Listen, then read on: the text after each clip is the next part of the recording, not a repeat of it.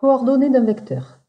Dans un repère OIJ, on connaît les coordonnées de deux points A, xa, ya et B, xb, yb.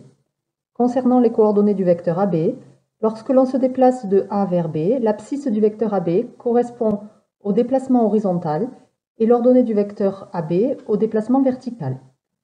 Par rapport aux coordonnées des points A et B, l'abscisse du vecteur AB correspond à la différence entre xb, l'abscisse de B, et xa, l'abscisse de A. On note xb moins xa pour l'abscisse du vecteur AB.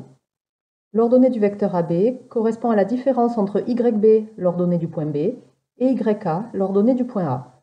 On note yb moins yk pour l'ordonnée du vecteur AB.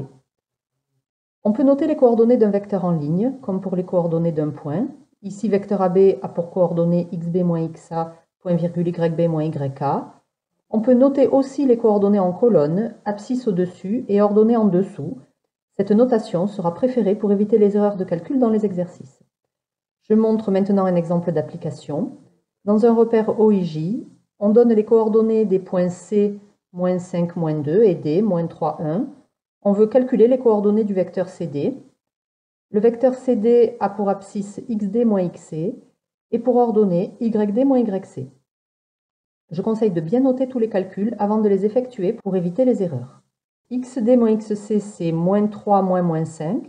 yd moins yc, c'est 1 moins 2. Attention ici à ne pas aller trop vite. Soustraire un nombre relatif, c'est ajouter son opposé. Je l'écris. Moins 3 moins 5 devient moins 3 plus 5. 1 moins 2 devient 1 plus 2. Finalement, le vecteur CD a pour coordonnées 2, 3. Norme d'un vecteur et longueur d'un segment. Dans un repère orthonormé, on place deux points A et B et on donne les coordonnées du vecteur AB, x et y. Alors à partir des coordonnées du vecteur AB, on peut calculer la longueur du segment AB. Cette longueur est égale à racine carrée de x au carré plus y au carré. Cette longueur AB est aussi appelée norme du vecteur AB et notée ainsi entre deux doubles barres. Je peux prouver ce résultat en utilisant le théorème de Pythagore. Si l'on représente sur la figure l'abscisse x et l'ordonnée y du vecteur AB, le déplacement horizontal puis vertical pour aller de A à B forme un triangle rectangle en un point que j'appelle M. Dans ce triangle AMB, rectangle en M, d'après le théorème de Pythagore, AB au carré est égal à x au carré plus y au carré. Et finalement, AB est égal à racine carrée de x au carré plus y au carré.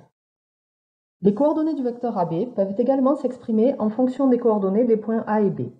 On a alors vecteur AB qui a pour coordonnées xb moins xa, yb moins yk.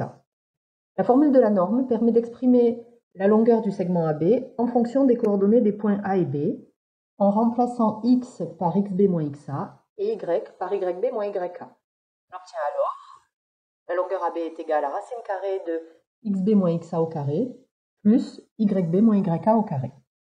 Je vais montrer maintenant deux exemples.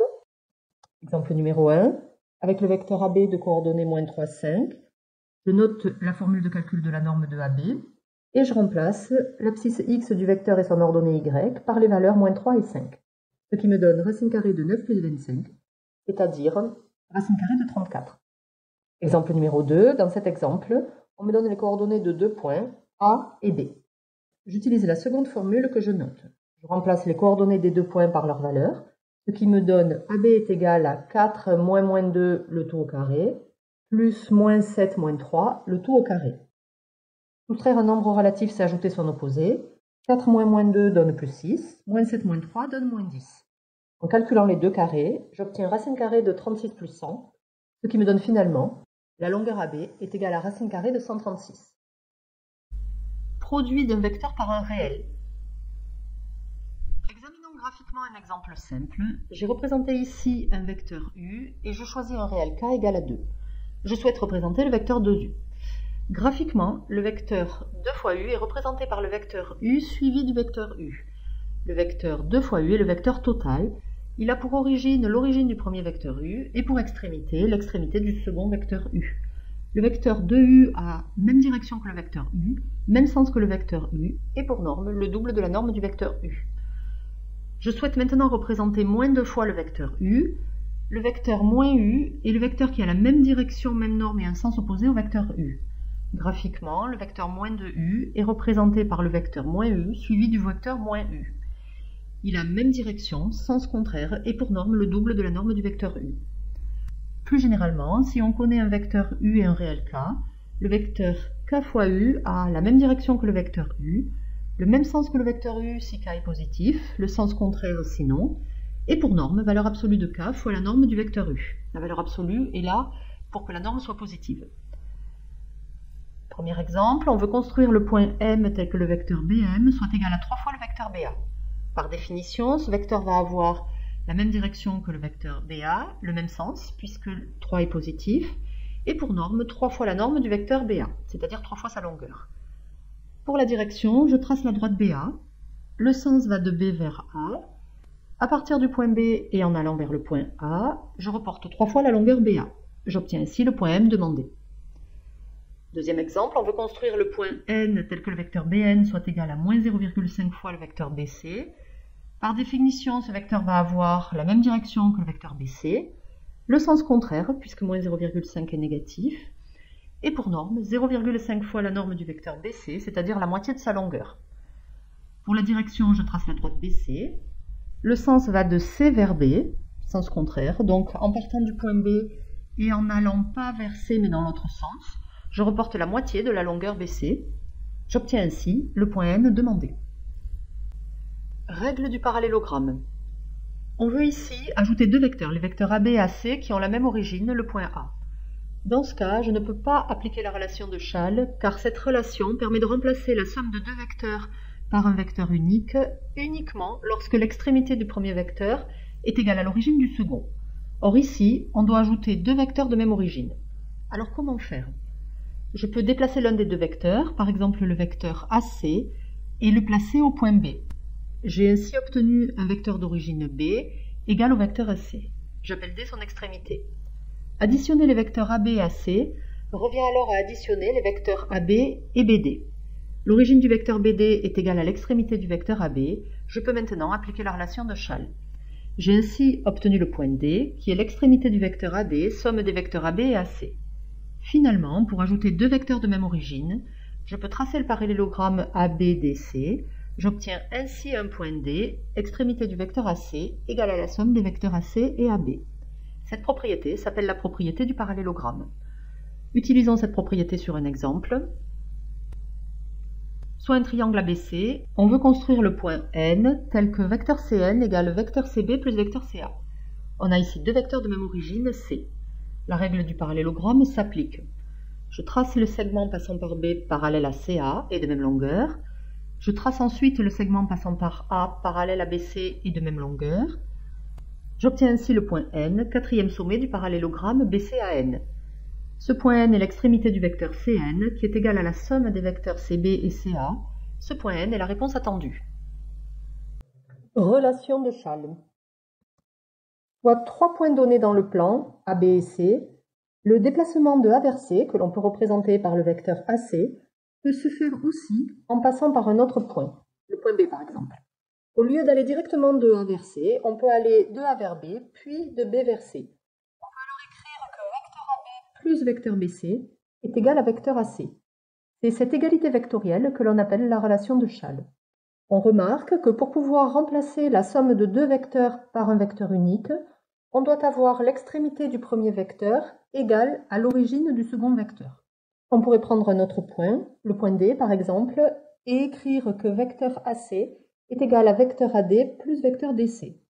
La relation de Schall signifie que si l'on a un vecteur, on peut l'écrire comme la somme de deux autres vecteurs en insérant un point entre l'origine et l'extrémité de ce vecteur. La relation de Schall est une égalité entre vecteurs. Elle sert dans les exercices pour simplifier des expressions, ou pour prouver qu'un point est le milieu d'un segment, ou pour prouver qu'un quadrilatère est un parallélogramme, etc. Par exemple, pour simplifier l'expression vecteur IM plus vecteur AC moins vecteur IC, je vais utiliser la relation de Schall. Je commence ici par moins vecteur IC, qui est l'opposé du vecteur IC. Moins vecteur IC est égal à vecteur CI, je le note. Et pour l'instant, je réécris vecteur IM plus vecteur AC. J'obtiens ainsi la somme de trois vecteurs, les vecteurs IM, AC et CI. Le point C, qui est l'extrémité du vecteur AC, est également l'origine du vecteur CI. Je peux appliquer la relation de Schall. Vecteur AC plus vecteur CI est égal à vecteur AI. Il me reste vecteur IM plus vecteur AI. Dans ce cas, pour pouvoir appliquer à nouveau la relation de Schall, j'échange d'abord la place des deux vecteurs. C'est ainsi très clair, le point I est l'extrémité du vecteur AI et aussi l'origine du vecteur IM. Je conclus que la somme de ces deux vecteurs est égale à vecteur AM. L'expression de départ est ainsi simplifiée au maximum. Somme de vecteurs coordonnés.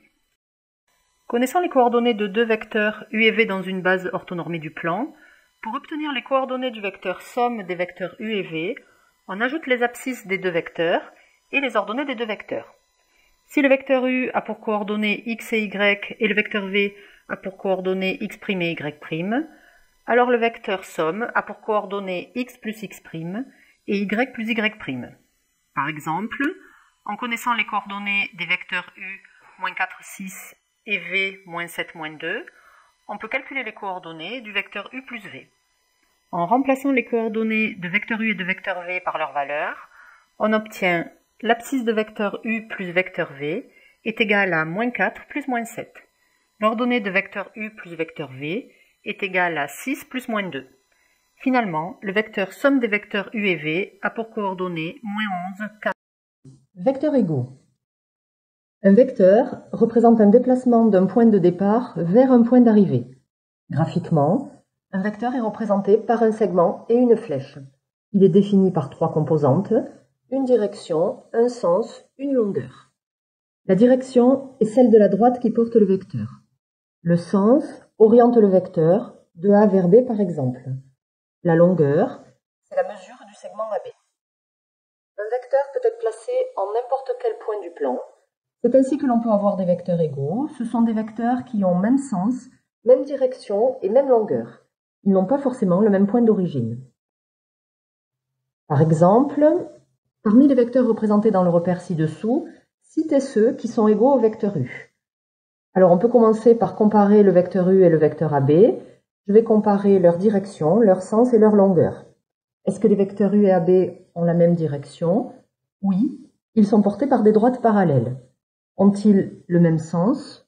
Non. Le vecteur AB va de A vers B, alors que le vecteur U va de B vers A.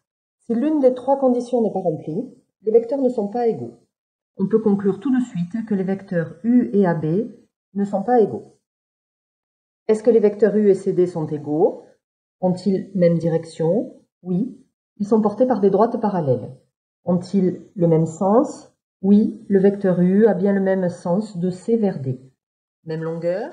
Oui, avec le quadrillage, ils sont tous les deux la diagonale d'un rectangle qui a pour largeur 1 carreau et pour longueur 4 carreaux. Conclusion, les vecteurs U et CD sont égaux.